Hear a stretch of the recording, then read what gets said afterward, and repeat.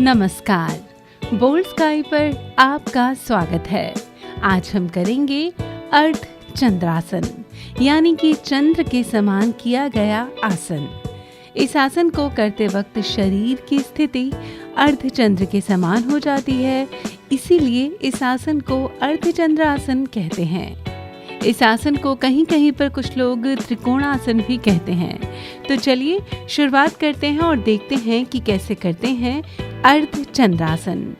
इसे करने के लिए सबसे पहले दोनों पैरों की एड़ी पंजों को मिलाकर खड़े हो जाएं।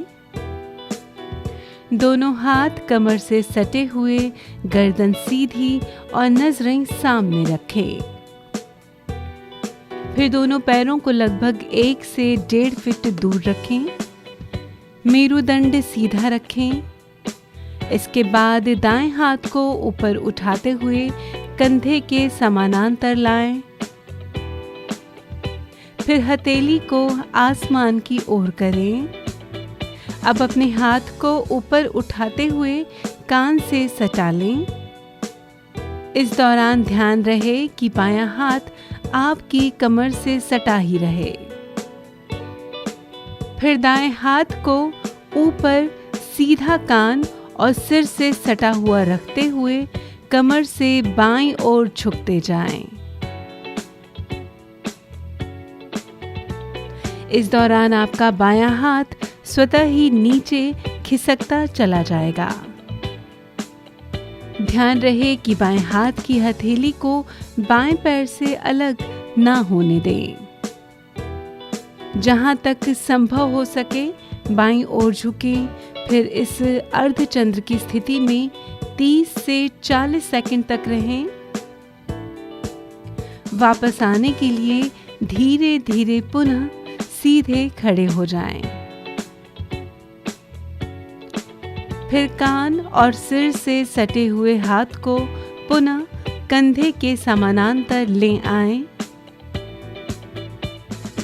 फिर हथेली को भूमि की ओर करते हुए उक्त हाथ को कमर से सटा लें। तो ये थी दाएं हाथ से बाईं ओर झुककर किए गए अर्धचंद्रासन की पहली स्थिति। अब इसी आसन को बाएं हाथ से दाईं ओर झुकते हुए करें।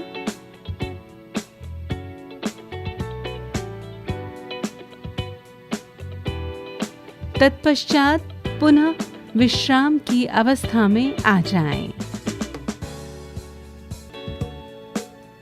इस आसन को आप एक बार में 4 से 5 बार करें, तभी आपको इस आसन से लाभ होगा। तो ये था अर्धचंद्रासन। चलिए अब आपको बताते हैं कि अर्धचंद्रासन से आपको किस किस तरह के लाभ होते हैं। इस आसन के नियमित अभ्यास से ना सिर्फ पेट का फैट कम होता है, बल्कि जांघ और कमर का फैट भी घटता है। इसके अलावा अर्धचंद्रासन की मदद से शरीर को अधिक मजबूत और बलिष्ठ बना सकते हैं। इस आसन के निरंतर अभ्यास से घुटने, ब्लेडर, किडनी, छोटी आंत, लीवर, छाती, लंग्स एवं गर्दन तक का भाग एक साथ प्रभावित होता है, जिससे कि उपर्युक्त अंग समूह का व्यायाम होकर उनका निरोगीपन बना रहता है।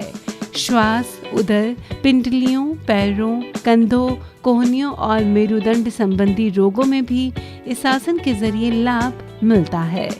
यह आसन कटी प्रदेश यानी कि कमर के हिस्से को लचीला बनाकर पीछे के भाग की चर्बी को कम करता है।